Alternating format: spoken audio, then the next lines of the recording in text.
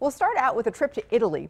This is that time of year where it's like, bring on a nice big kettle of soup. I love soups. I think, you know, they just, after a long day, it's like a hug in a bowl.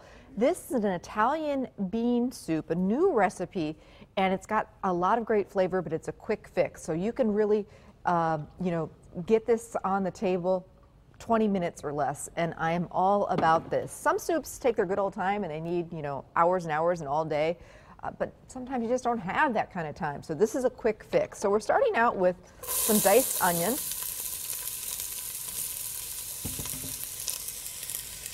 And now they actually, if you didn't know about this, they actually sell pre-diced onion in a bag, frozen.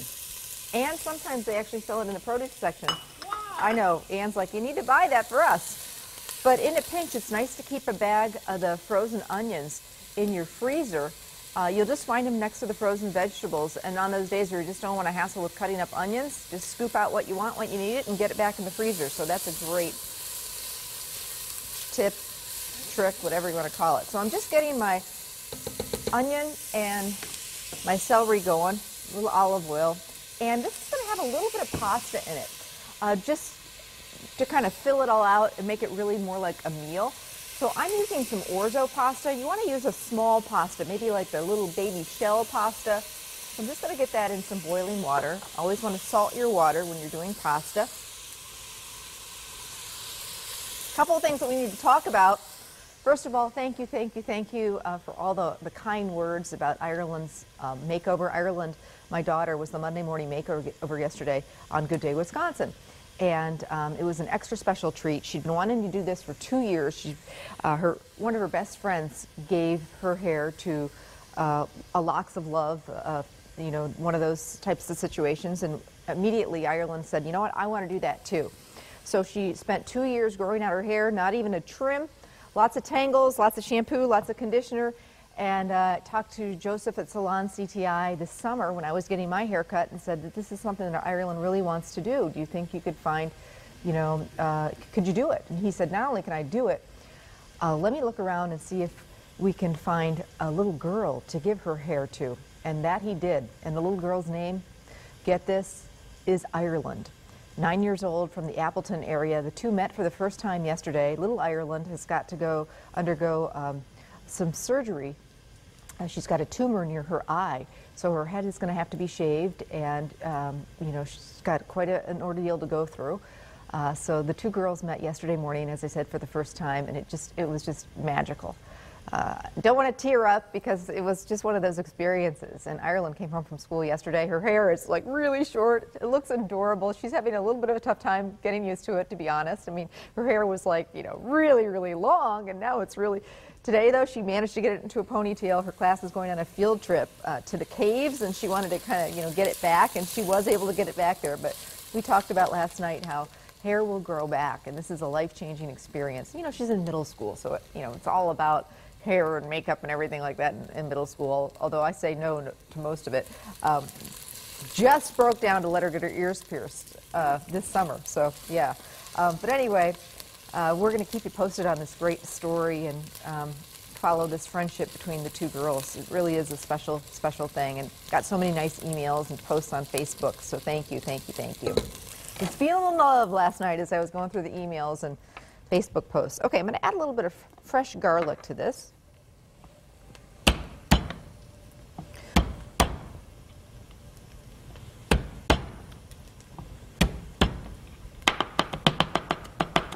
Probably heard me talk about this before, but I have been to Europe once. I was in high school, and it was this great trip that the high school was offering. 3-month trip to several different countries, and I saved up my pennies for 2 years and saved enough money to go, and it was the trip of a lifetime. Have not been back since. You know, you get caught up with kids and work and life, and it's just, we haven't had the time. Can't wait to get back there one of these days. But until then, I kind of go there through my food. And so, you know, it's kind of the next best thing, especially when it's cold out and there's not a lot going on. It's really fun to do a themed dinner. All right, you know the drill when it comes to doing fresh garlic. The minute you start to smell it, get it around, moving, we're done. We're going to get some liquid in here using some chicken stock that I want to bring up to a simmer. I love using the box stock rather than the canned or the bouillon cubes that we grew up with. Those are mainly just salt. The stuff, if it says stock, is the real deal. They've actually cooked the chicken, you know, and the bones and vegetables, and it's just way better flavor, much more concentrated. Okay, just want that to come to a simmer. Add a little bit more stock. And my producer Abby wants me to remind you that today is the day. Tonight is the deadline to get in the ultimate Thanksgiving recipes. So get busy this afternoon after you vote and email us your recipes. We are looking for your very best side dish recipes. We're real short on main course recipes. So if you have you know, a different way that you do your turkey, maybe you do Cornish game hens, maybe you do a fantastic ham that everybody raves about over the holidays, beef tenderloin, prime rib roast, maybe you smoke the turkey or you barbecue your turkey, or you do something completely other than turkey. I know some people who, you know, do a lasagna for Thanksgiving. We want to know about your very best Thanksgiving recipes, and we can't forget dessert either. We want some really wow dessert recipes. And then what the deal is that we're going to be going through all the entries tonight and tomorrow once we get them all in. We're going to pick 2 of the finalists in each of the categories. Those 2 people will be invited to come on the show and cook with me, and lots of great prizes, gift cards to the Wire Whisk. It's going to be a ton of fun, and then we're going to take all those great recipes and put a menu together, the ultimate Thanksgiving menu that you can download. Anybody, by the way, if you just go to the website, you can enter the contest, and you have a chance of winning a wonderful $2,000 dining room set from Van Reedy. So definitely do that. It is gorgeous, and dining room sets, as you know, are very, very expensive. So that'll be a nice thing to have for Thanksgiving. Okay, now time to start opening my beans. Love this recipe too because we're using canned beans, Italian cannellini beans, which are a white bean. Not expensive. You're going to find them right next to the chili beans and the kidney beans, right in that aisle. And they just make things so much easier rather than having to soak them and boil them and all that kind of good stuff. So you might have heard I've got a new cookbook coming out, really excited about it and getting lots of questions about where it's going to be available. All festival food stores will have it starting Monday, by Monday. Right now you can pre-order it online, and then there's a really neat event, pre-sale event going on this weekend at Cook's Corner, 11 to 12:30. I'll be out there. I'd love to talk to you, meet you, and you can pre-buy the book, and it'll be in stores next week. You get a little added bonus for doing that. So all new recipes, all color, really excited about it. Put a lot of work into it, and these are real simple, real busy people, easy people recipes. Okay, draining and rinsing the beans. That's an important step. It doesn't take long, but you just get rid of that liquid that's inside, and I've been told that we all know what happens with beans, right? Well, supposedly if you drain and rinse the beans, it doesn't happen. That's what I've heard. For me, I just want to not have that liquid that's in there go into my soup, my delicious soup recipe. So I just take a colander and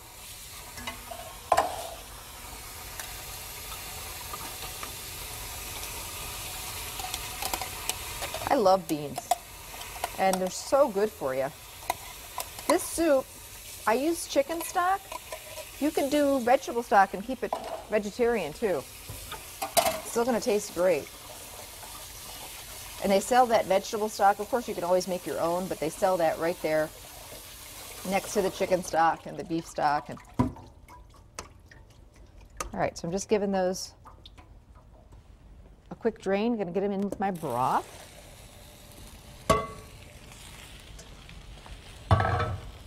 Now I want to use my potato masher just to mash this up a little bit. That's going to give this soup a little bit of texture. I want to leave some whole beans in here, but when I mash up the beans, it's going to make the soup a little bit creamier.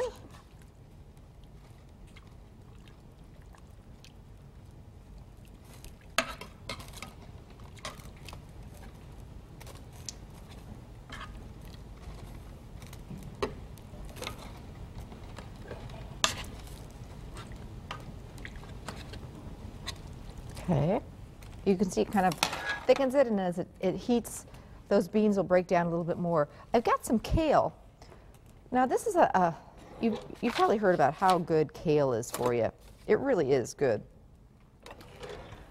in soups and things like that, and it's so good for you. So I'm just going to take some of the ends of the kale.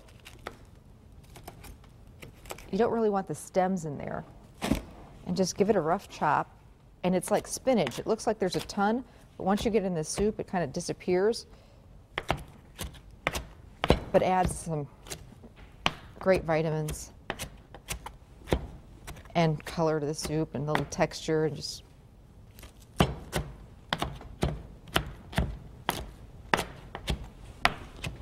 I'm just going to give it a rough chop.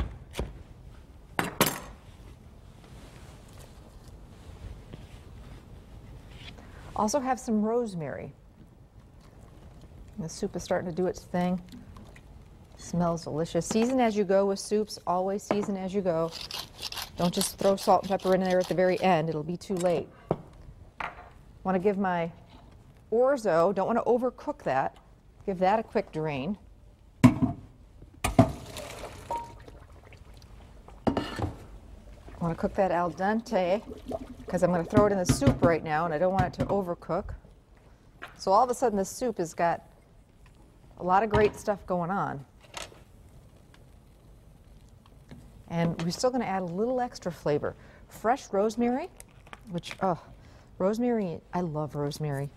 I love it on steaks when I marinate steaks. I love it in soups. It really goes great with beans, so you just take the fresh leaves, and there's nothing like the fresh in this case. You could substitute the dry, but boy, the fresh is just so much better. So give that a rough chop. You really do want to take a minute and give it a rough chop. And then I'm going to finish the soup, and this is something that a lot of my fresh chef friends have taught me, with a little bit of acid just at the very end.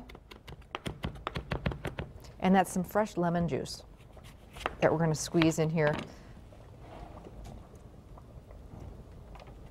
So a little bit of fresh lemon juice and our rosemary.